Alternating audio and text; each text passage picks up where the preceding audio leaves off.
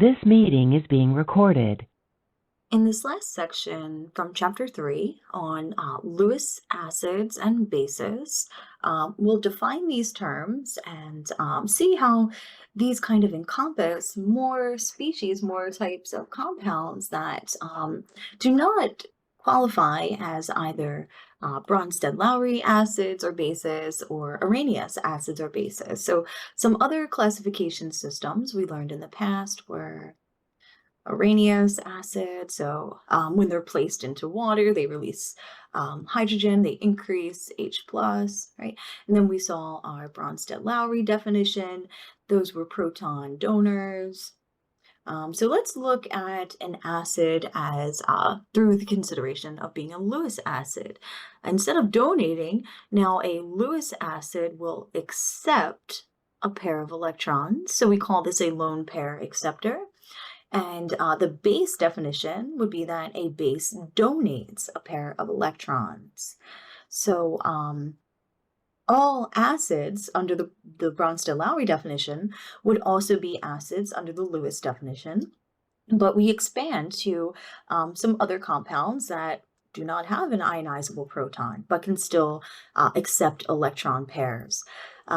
Bases, again, any Bronsted-Lowry defined basis would also be a Lewis base. So this reaction shown down below would fit both definitions. We see this lone pair here, grab this proton. So HCl is a proton donor. It also is accepting the lone pair from the water molecule. So HCl is both a Lewis acid, accepting a pair of electrons, and a Bronsted-Lowry acid because it will donate a proton. And then we see our conjugate acid, hydronium, and the chloride ion, our conjugate base. So as mentioned, these definitions are expanded when we talk about Lewis acid and Lewis bases.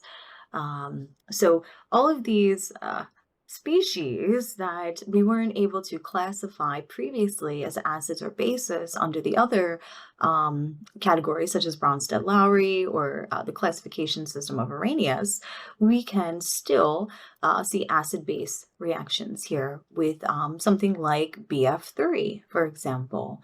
So boron trifluoride is capable of accepting a lone pair of electrons because it does not have a full octet. So it readily will accept a lone pair from our water molecule. So this water will act as a base. It will donate its electrons, and BF3 will accept them.